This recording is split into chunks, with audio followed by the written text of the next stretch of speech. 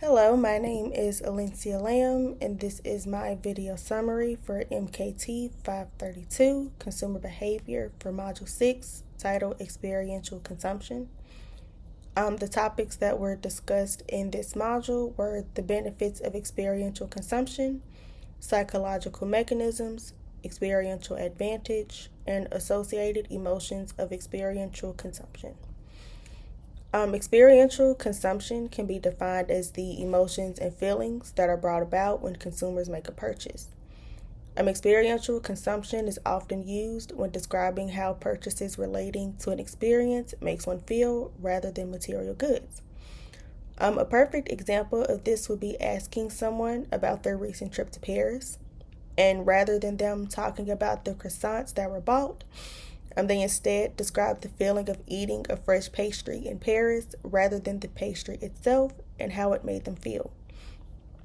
Researchers have found that there are psychological mechanisms associated with fulfillment from experiences versus fulfillment from material things.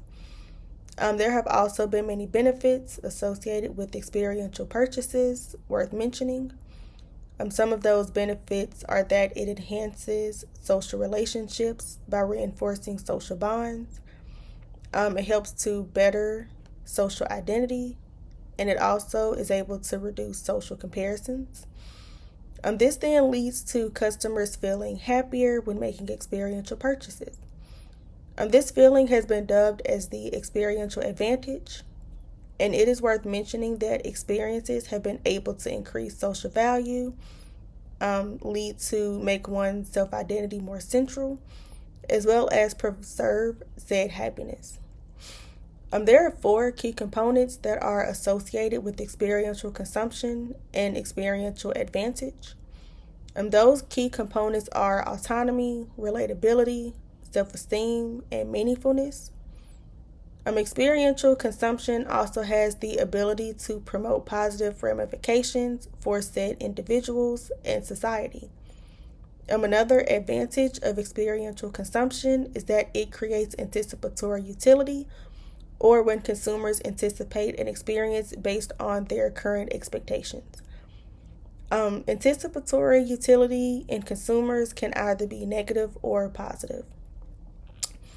When purchasing a product, consumers tend to feel an array of emotions, whether it be anxiety and giddiness or worry and doubt.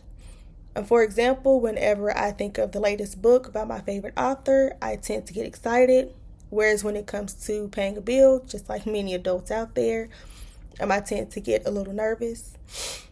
The way that consumers feel when making a purchase, be it an experience or a material item, can directly impact how they view the source of the item and if they will enjoy it once it has been received or fulfilled.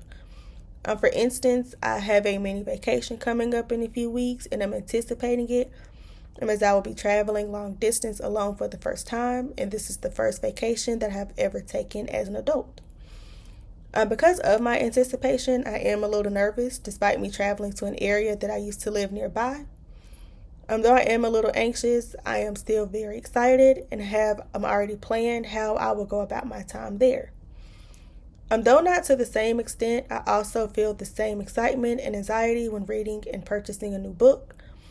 When compared to reading a new book on Kindle Unlimited, buying new books gives a different thrill and buzz since I get to physically have it on my bookshelf and I am able to directly annotate and leave remarks.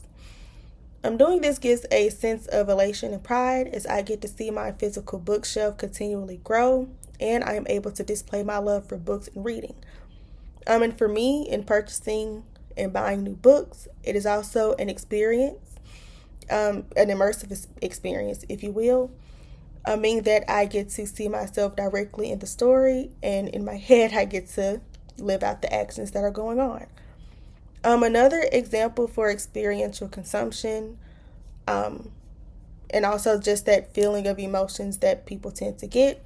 A few years ago, I went to the Renaissance concert by Beyonce, and I was very much so anticipating that concert, and I was very excited to go.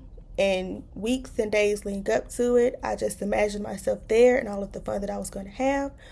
And to commemorate and celebrate me seeing Beyonce for the first time, I ended up getting a t-shirt basically as memorabilia. So every time I wear it, I always think of the Renaissance concert. Again, my name is Alencia Lamb, and this is my summary video for Module 6, Experiential Consumption.